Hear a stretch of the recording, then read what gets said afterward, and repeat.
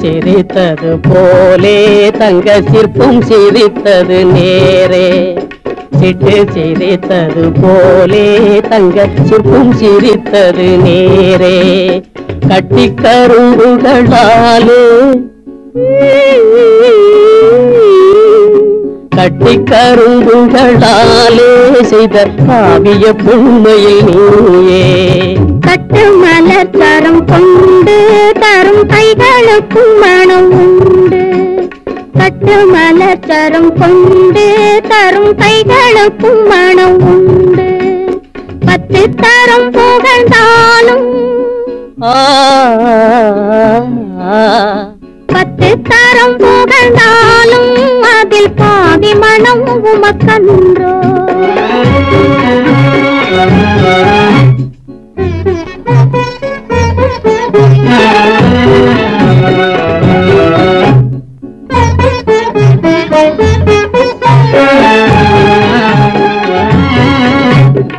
ஆழம் மிகுந்தது உள்ளம் இந்த ஏரியை போலே. ஆழம் மிகுந்தது உள்ளம்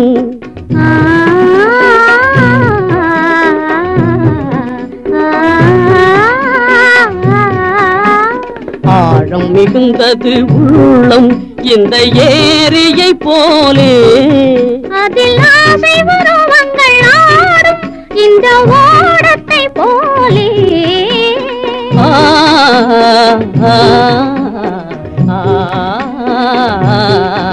அதில் ஆசை உருவங்கள் ஆடும் இந்த ஓடத்தை போலே.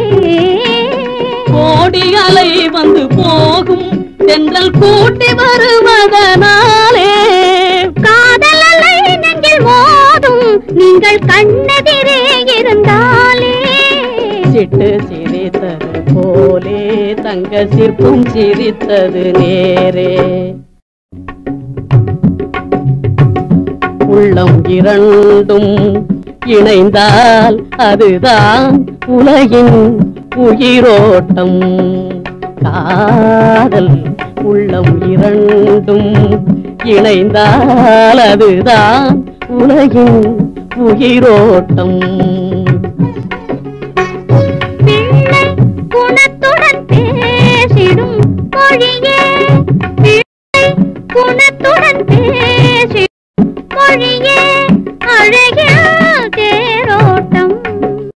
காதல் உள்ளம் இரண்டும் இணைந்தால் அதுதான் உலகின் உயிரோட்டம்.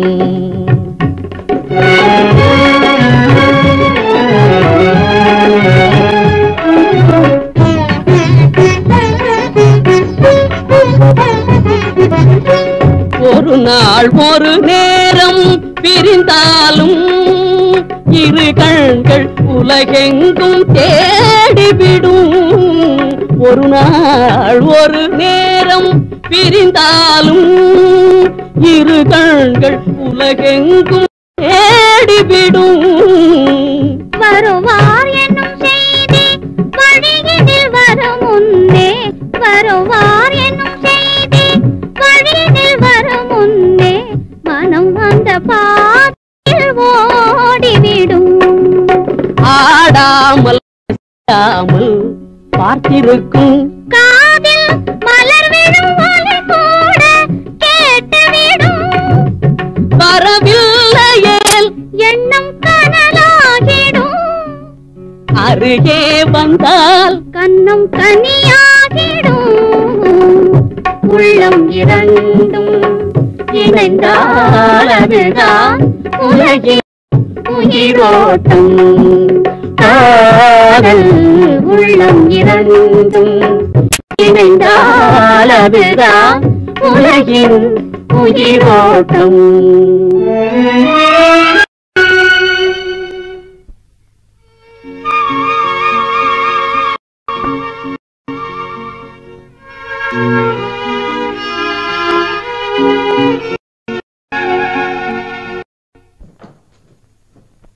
வரவேண்டும் வரவேண்டும். முன்னறிவிப்பில்லாமல் தாங்கள் திடீரென வந்ததால் அரசாங்கம் தங்களை வரவேற்க முடியவில்லை. பரவாயில்லை, நெருங்கிய நண்பர்களுக்குள் சம்பிரதாயங்கள் தேவையில்லையே. உட்கார்.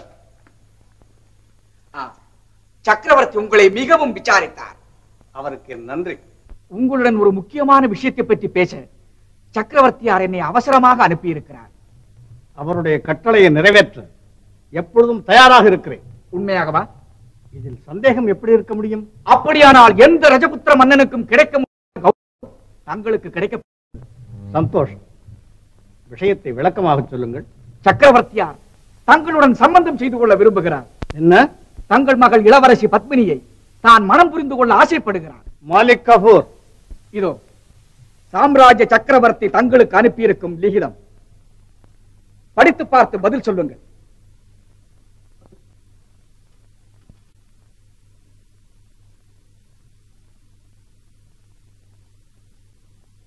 மாபெரும் மன்னர் ஒரு சாதாரண சித்தரசனுக்கு மாப்பிள்ளை ஆகிறார் என்றால் அது நீங்கள் செய்த பாக்கியம். மாலிக் கபூர், ராஜபுத்திரர்களை சரியாக புரிந்து கொள்ளாத உமக்கும் உமது மன்னருக்கும் என்னுடைய அனுதாபங்கள். என்ன? வீர பரம்பரையிலே பிறந்தவர்கள் நாங்கள். வேற்று நாட்டாரோடு சம்பந்தம் செய்து கொள்ள வெட்கப்படுபவர்கள் நாங்கள். அரசே, அவசரப்பட்டு எந்த முடிவுக்கும் வந்துவிட வேண்டாம். இல்லை, அவசரப்பட்டிருந்தால் இந்த லிகிதம் கொண்டு வந்த உமக்கு கிடைத்திருக்கும் மரியாதையை வேறு விதமாக இருந்திருக்கும். அரசே, சக்கரவர்த்தியின் வேண்டுகோளை நிராகரித்தால் விளைவு விபரீதமாயிருக்கும். எச்சரிக்கிறேன்.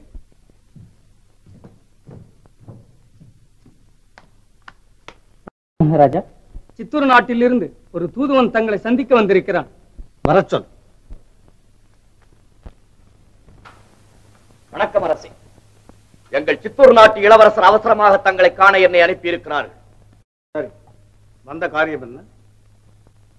அந்தரங்கமாக பேச வேண்டும். இவர் யார் என்று தெரிந்தால் மிகவும் நலமாக இருக்கும். சாம்ராஜ்யத்தின் தளபதி மாலிக் கபூர். மாலிக் கபூர்? ஓ, இவர்தான் அந்த மாலிக் கபூரா? எங்கள் சித்தூர் நாட்டில் குழந்தை முதல் கிழவர்கள் வரை இவரை பற்றி தான் பேசிக் கொண்டிருக்கிறார்கள். என்னை பற்றியா? ஆமா, தாங்கள் எங்கள் நாட்டு சிப்பாய் ஒருவனிடம் வாட்போரில் தோற்றுவிட்டீர்களாம். பாவம், அதை அவன் எங்கள் நாடு பூராவும் சொல்லி பெருமைப்பட்டுக் கொண்டிருக்கிறான். டெல்லி பாதுஷாவிற்கு எங்கள் நாட்டு மக்கள் அனுதாப செய்தி அனுப்ப ஆசைப்பட்டுக் கொண்டிருக்கிறார்கள். என்ன? கத்திய உருவினால் மட்டும் போதாது தளபதியாரே, கரத்திலே அதை உறுதியோடு பிடிக்க வேண்டும், களத்திலே அதை வீரத்தோடு வீச வேண்டும். அவசரப்பட்டு தோல்வியின் எண்ணிக்கையை அதிகப்படுத்திக் கொள்ளாதீர்கள். சிப்பாய், வந்த காரியத்தை விட்டுவிட்டு ஏன் வீண் சண்டை விளைக்கிறாய்? பாருங்கள் பிரபு, பேசிக் கொண்டிருக்கும் போதே கத்திய உருவினால் ஒரு ரஜபுத்திர வீரனின் ரத்தம் கொதிக்காதா? சரி சரி, வந்த காரியத்தை சொல். எங்கள் நாட்டு இளவரசரை பற்றி தாங்கள் கேள்விப்பட்டிருப்பீர்கள். அவர் அழகின் பிறப்பிடம், வீரத்தின் இருப்பிடம், அஞ்சா நஞ்சம் படைத்த சிங்கம். ஆம், கேள்விப்பட்டிருக்கிறேன். அவர் உங்கள் மகள் பத்மினியை மணக்க விரும்புகிறார். என்ன? இதோ லிகிதம்.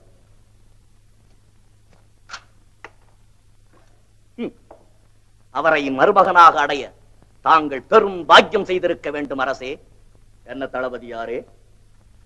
சரி, உமது இளவரசருக்கு எனது மகளை கொடுக்க சம்மதித்து விட்டேன். மிக்க சந்தோஷம். என்ன அரசே, எங்கள் சக்கரவர்த்தியை நீங்கள் அவமானப்படுத்துகிறீர்கள். இதனால் உங்கள் சக்கரவர்த்தி எதற்காக அவமானப்பட வேண்டும்? அலாவுதீன் கில்ஜி என் மகளை மணக்க விரும்புவதாக இவரிடம் லிகிதம் கொடுத்து அனுப்பியிருக்கிறார். அதற்கு தாங்கள் என்ன பதில் சொன்னீர்கள்? மறுத்து விட்டேன். இவ்வளவுதானா? போகட்டும், பாவம். அரசே, என்னை நீங்கள் அவமானப்படுத்தியதற்கு பழிக்கு பழி வாங்காமல் விடமாட்டேன். உதயபூரும் சித்தூரும் சீக்கிரத்தில் சின்னாபின்னமாக்கப்படும். வருகிறேன். ஒரு வார்த்தை, தாங்கள் தளபதியாக இருந்தால் நிச்சயம் அது நடக்காது. பிரபு, தங்கள் சம்மதத்தை ஒரு லிகிதத்தில் வரைந்து தந்தால் நான் இன்றே புறப்பட சௌகரியமாக இருக்கும். நான் என் சம்மதத்தை தான் தெரிவித்தேனே தவிர என் மகளின் விருப்பத்தை அறிய வேண்டாமா? ஆதலால் இன்று தங்கி நாளை என் பதிலோடு புறப்படும். ஆமாம் ஆமா, தங்கள் உத்தரவுப்படியாக. இளவரசர், தங்களை சந்திப்பதற்கு மகாராஜா வந்து கொண்டிருக்கிறார்.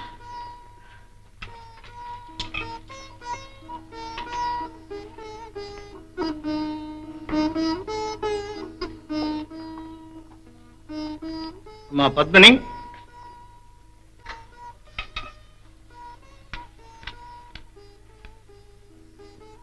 அப்பா, உங்கள் முகம் ஏன் குழப்பமடைந்திருக்கிறது? குழப்பமல்ல, இது கொதிக்கும் உள்ளத்தின் பிரதிபலிப்பு. என்னப்பா சொல்கிறீர்கள்? உன் அழகை பற்றி கேள்விப்பட்ட அலாவுதீன் கில்ஜி உன்னை மணந்து கொள்ள வேண்டும் என்று தூது அனுப்பினார். மடைய ராஜபுத்திர பெண்களை அலங்கார பதுமைகள் என்று நினைத்து விட்டானோ? நீங்கள் என்ன பதில் அளித்தீர்கள் அப்பா? நான் அளித்த பதில் மன்னன் அனுப்பிய லிகிதத்தை கசக்கி தூதுவன் முகத்தில் வீசி எறிந்தேன். மானமற்றவர்களுக்கு அளித்த நல்ல பதில். அப்பா, உங்கள் குழப்பத்திற்கு காரணம் புரிந்துவிட்டது. நீங்கள் அளித்த பதிலை கண்டு ஆத்திரம் கொண்டு எங்கே அலாவுதீன் கில்ஜி நம் மீது போர் தொடுப்பானோ என்று கலவரம் அடைகிறீர்கள். அப்பா, அப்படி ஏதேனும் நேர்ந்தால் முதலில் உங்கள் மகளுடைய கையில் தானப்பா வாழ் மின்னும். நமது ரத்தத்திலே ஊறிய வீரம் வெற்றிக்கு வழிகாட்டும். உன் மனோதிடத்தை கண்டு பெருமைப்படுகிறேன் மகளே. ஆனால் என் குழப்பத்திற்கு காரணம் அதுவல்ல. உன் சம்மதம் இல்லாமல் ஒரு காரியம் செய்து விட்டேன். தந்தை அளித்த வாக்குறுதியை மகள் காப்பாற்றுவாள் என்ற நம்பிக்கையின் பேரில் செய்து விட்டேன் அம்மா. என்ன வாக்குறுதி அப்பா? யாருக்கு அளித்தீர்கள்? உன்னை மனம் செய்து கொள்ள விரும்பி சித்தூர் நாட்டு இளவரசன் பீம்சிங் தூது அனுப்பியிருக்கிறார். நான் சம்மதம் அளித்து விட்டேன். அப்பா, திருமணத்தை பற்றி என்னிடம் ஒரு வார்த்தை கூட கேட்காமல் நீங்கள் ஏனப்பா சம்மதம் அளித்தீர்கள்? என் மனதிற்கு உகந்த கணவனை தேர்ந்தெடுத்துக் கொள்ளும் உரிமையை எனக்கு தர ஏனப்பா மறந்து விட்டீர்கள்? அம்மா, பீம்சிங் அழகுள்ளம், சிறந்த வீரன், கலைகள் பல கற்றவன். இருக்கட்டும் அப்பா, 1000 நற்குணங்கள் பொருந்தியவனாக இருக்கட்டும். ஆனால் எனக்கு மாலையிடும் தகுதி உள்ளவனா என்பதை நான் தானே சொல்ல முடியும். சொல்லுங்கள் அப்பா. அலாவுதீனின் பகையை சமாளிக்க வேண்டுமானால் நீ சித்தூர் மன்னனை மணக்கத்தான் வேண்டும் அம்மா. உன் வாழ்க்கையோடு அரசியலும் சம்பந்தப்பட்டிருக்கிறது மகளே. அரசியல் அரசியல் என்று சொல்லி உங்கள் மகளுடைய வாழ்க்கையை பாழாக்கலாம் அப்பா. அம்மா, நாம் நாட்டுக்காக வாழ்கிறோம், நாட்டு மக்களுக்காக வாழ்கிறோம். நம்முடைய சொந்த ஆசைகளுக்காக, சுயநலத்துக்காக நாம் வாழ முடியாதம்மா.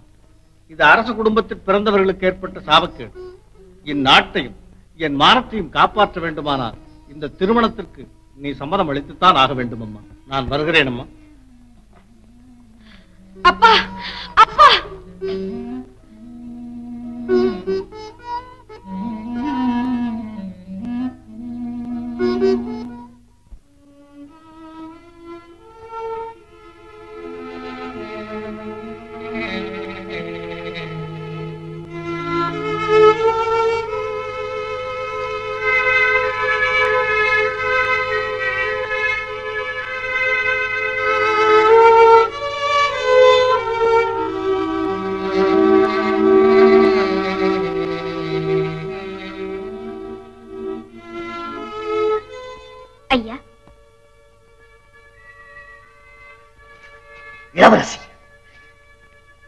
தங்களை சந்திக்கும் பாக்கியம் பெற்றதால் நான் பிறந்த பயனை அடைந்து விட்டேன் என்று.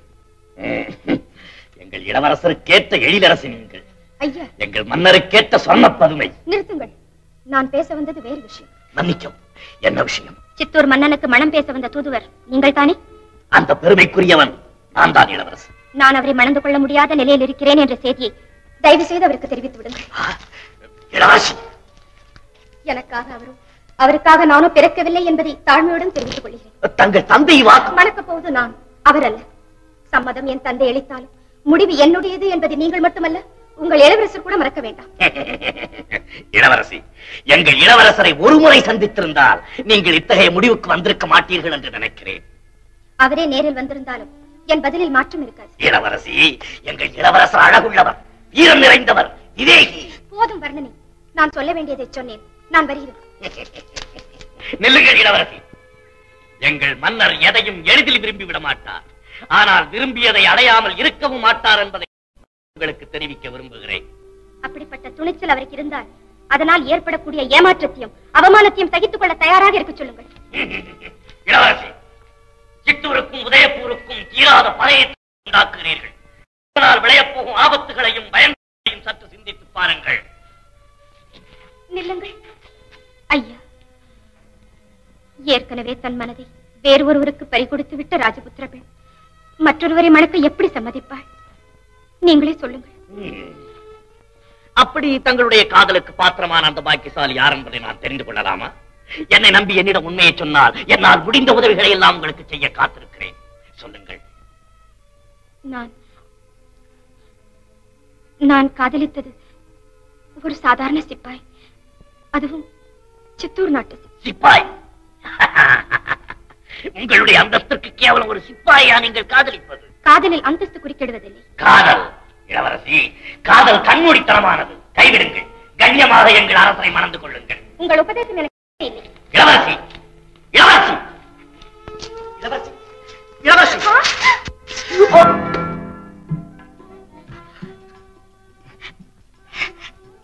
நீங்களா?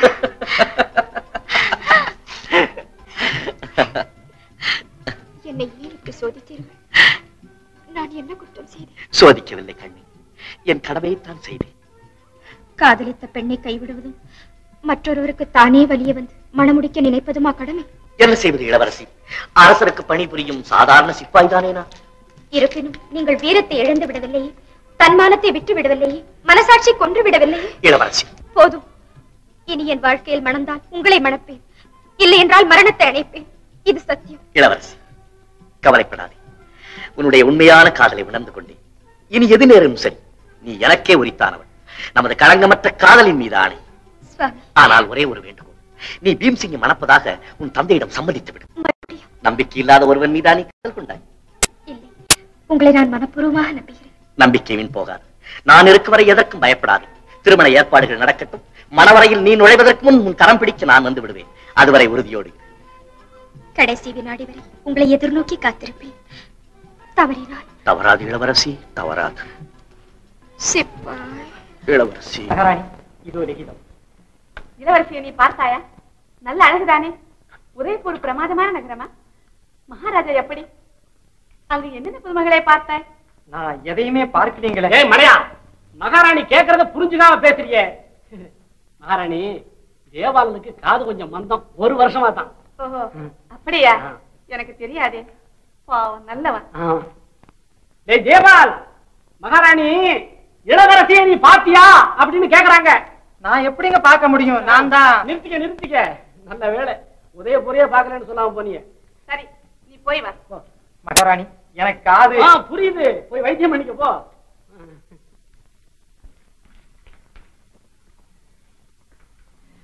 பீம்சிங், இத படித்து பார்.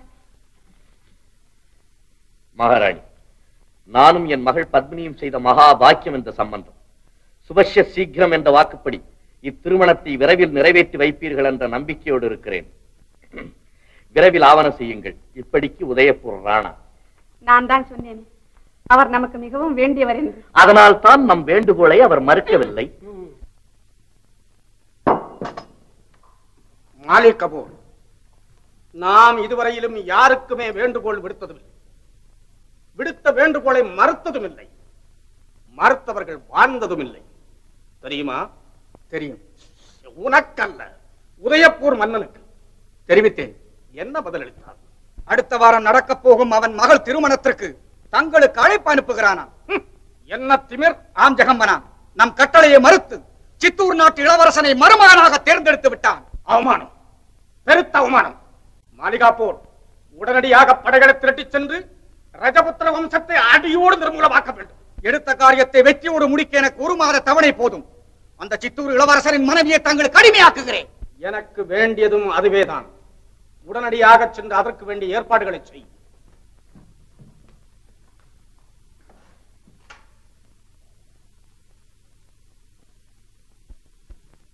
அமைச்சர் அவர்களே, இந்த திருமணத்தை அமோகமாக நடத்த வேண்டும் என்ற ஆவலால் எங்கள் நாட்டு மக்களும் அதிகாரிகளும் மிக உற்சாகத்தோடு ஏற்பாடுகளை செய்திருக்கிறார்கள். அவைகளை எல்லாம் நீங்கள் பார்வையிட்டிருப்பீர் என நினைக்கிறேன். ஏதேனும் குறை இருந்தால்? இல்லை அரசே, நாங்கள் எதிர்பார்த்ததை விட சிறந்த முறையில் ஏற்பாடுகள் செய்யப்பட்டிருக்கின்றன. எங்கள் இளவரசர் கூட தன் பாராட்டுதல்களை தங்களிடம் தெரிவிக்க சொன்னார்.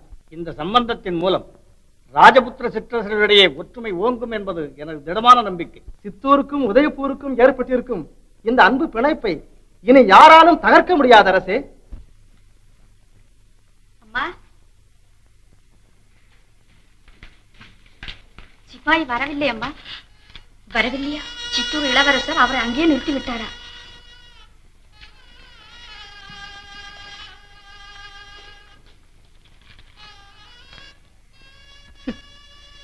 வாழ்க்கை ஒரு தூக்கம், அதில் காதல் ஒரு இன்பக் கனவு.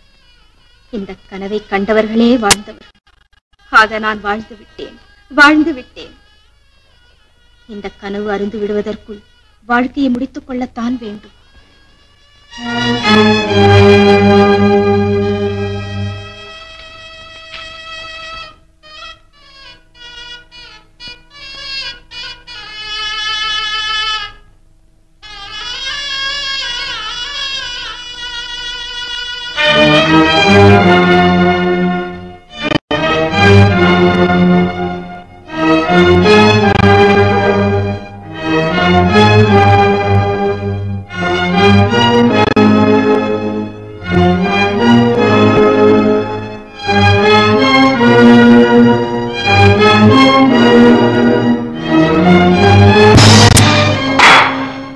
கொலை தவறான காரியம் இளவரசி.